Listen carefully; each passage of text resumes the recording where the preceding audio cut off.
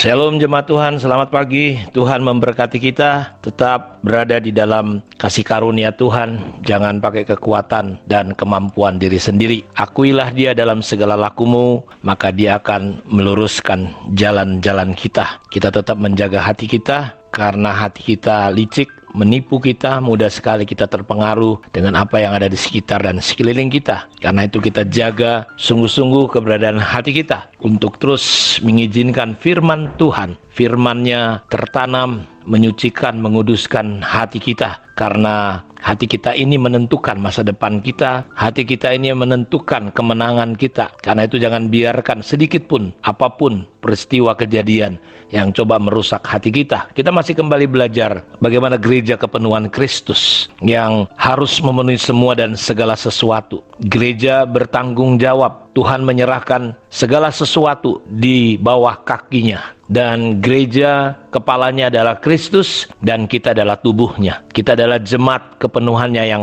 bertanggung jawab untuk memenuhi semua dan segala sesuatu. Karena itu Allah serius membangun jemaatnya. Allah serius dengan gerejanya. Berulang kali dalam beberapa dekade kita sudah belajar sejarah pemulihan gereja. Ketika Tuhan mulai memulihkan satu persatu kebenarannya, Dia memulihkan gereja sampai tentunya gereja yang tidak bercacat bercela, gereja yang dewasa, gereja yang siap dipertunangkan, dinikahkan dengan Kristus, sang mempelai Kristus. Karena itu kita mulai fokus dan dari kegerejaan kita atau kejemaatan kita. Kita perlu tertanam di dalam gereja lokal dan Tuhan tidak akan pernah memberikan kemuliaannya kepada siapapun kecuali kepada gereja. Karena itu kita perlu menyatu sebagai gereja di sebuah kota. Karena Tuhan tidak menyerahkan sebuah kota kepada satu organisasi gereja, tetapi Dia menyerahkan sebuah kota, sebuah bangsa kepada tubuh Kristus. Karena itu doanya, biarlah kita semua menjadi satu, supaya dunia percaya bahwa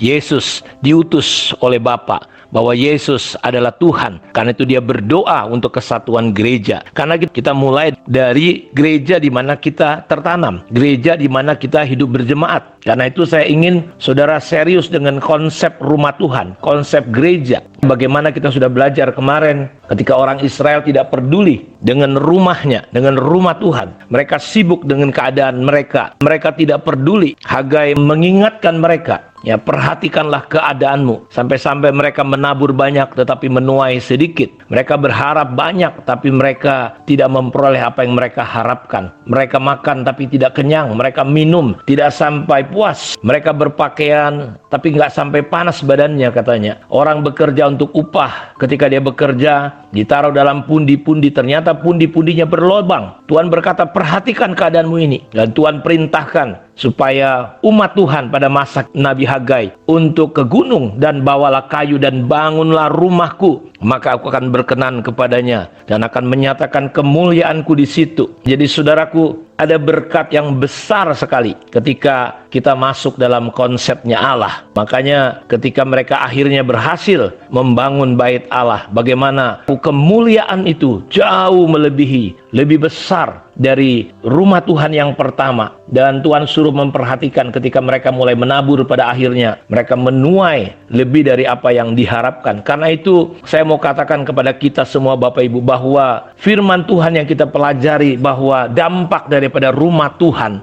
itu luar biasa. Allah sangat mengasihi rumahnya, komunitasnya, kawanan dombanya. Dia ingin membangun kumpulan orang percaya sebagai tempat tinggalnya. Karena itu kita wujudkanlah kerinduan hati Allah ini. Karena itu Dia berkata bahwa gairah akan rumahku menghanguskan aku. Karena itu Allah sangat serius Bapak Ibu dengan konsep rumahnya. Dalam 1 Korintus 3 ayat 16 dan 17 dikatakan, tidak tahukah kamu bahwa kamu adalah bait Allah dan bahwa roh Allah diam di dalam kamu. Jika ada orang yang membinasakan bait Allah, maka Allah akan membinasakan dia, sebab bait Allah adalah kudus dan bait Allah ialah kamu. Disinilah Bapak Ibu kita harus mengerti. Jangan gara-gara pelayanan, jangan gara-gara ngaku visi Tuhan, suara Tuhan, kita menghancurkan gereja-gereja lokal. Kita membuat perpecahan-perpecahan dan kita berkata itu visi. Sebenarnya bukan, itu ambisi. Kalau buah-buahnya adalah perpecahan. Atau tidak tahukah kamu adalah bait Allah, roh Allah diam dalam kamu. Kata kamu itu menunjuk kepada pribadi sekaligus jamak kamu, komunitas, gereja lokal.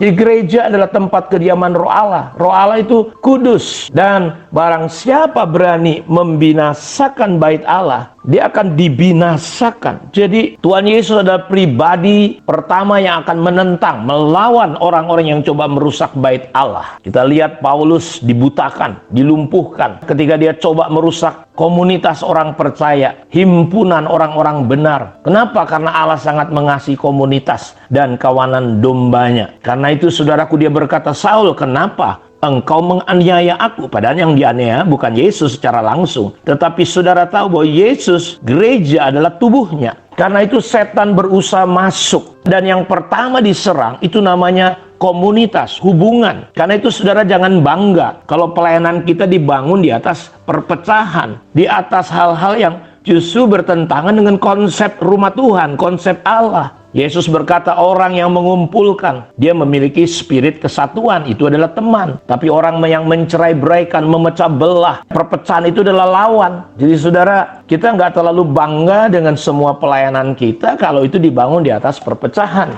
Karena itu Paulus berkata dalam Kisah 20 ayat 28-30 bahwa serigala yang buas itu akan menyerang kawanan, komunitas. Ya, kawanan itu komunitas, hubungan. Serigala itu tidak menyayangkan kawanan. Dia sama sekali tidak peduli yang apa yang namanya komunitas. Saudaraku, dia mau hancur, mau rusak, dia nggak peduli. Yang penting dia puas dan senang. Karena itu saudara, kalau kita pelayanan tapi spiritnya spirit serigala, membuat perpecahan. Kita dikatakan bahwa berbahagialah kamu orang yang membawa damai, karena kamu akan disebut anak-anak Allah. Jadi di mana kita ada, di situ ada komunitas terbangun. Di mana kita ada, disitulah seharusnya ada hubungan yang tercipta. Kenapa Allah serius? Karena dia tahu bahwa gerejanya lah, jemaatnya lah yang akan memenuhi semua dan segala sesuatu. Dan harga untuk komunitas atau rumah Tuhan, harganya adalah kematian Yesus sendiri. Dia rela hangus, habis demi rumahnya. Jadi kita lihat ketika ada dua ibu datang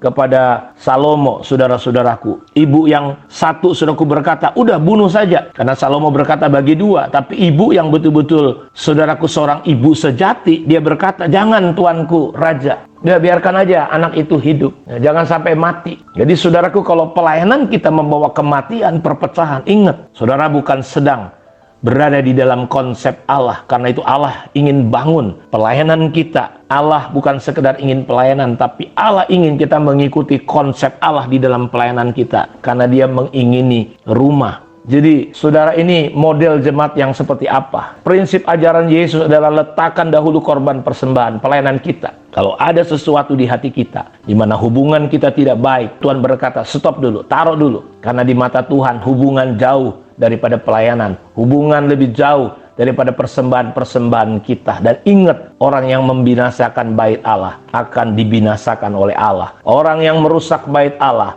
Allah sendirilah yang menjadi musuhnya. Karena itu, mari saudara kita memahami bahwa Tuhan rindu, ingin kita menjadi jemaat kepenuhannya. Karena kita punya tanggung jawab yang besar. Dan tujuan kita bergereja, berjemaat, bukan hanya sekedar datang ibadah, tapi kita punya tanggung jawab untuk pengaruh yang besar, yang benar untuk kota kita. Kita perlu menjadi teladan dan jadi berkat. Kiranya Tuhan memberkati kita. Mari kita berdoa. Terima kasih Bapa. Firman-Mu terus memberi pencerahan. Firman-Mu terus memberi kepada kami hal-hal yang baik, yang kami membukakan pikiran kami. Sehingga kami tidak lagi masuk dalam konsep-konsep diri kami sendiri, tapi kami boleh masuk dalam konsep Allah, yaitu gereja kepenuhan Kristus. Terima kasih. Hari ini yang sakit, hamba-Mu berkata, jadilah sembuh. Yang terikat, jadilah lepas. Yang sedang dalam keadaan susah, tertekan, depresi, stres, hamba berkata, demi nama Yesus Kristus, jadilah pulih dan jadilah terbebas. Ada sukacita, ada kelepasan demi kelepasan yang terjadi pada saat ini. Di dalam nama Yesus kami terima penjagaan, perlindungan, kemurahan, dan berkat Tuhan. Dalam nama Yesus kami berdoa. Amin. Tuhan memberkati kita. Shalom.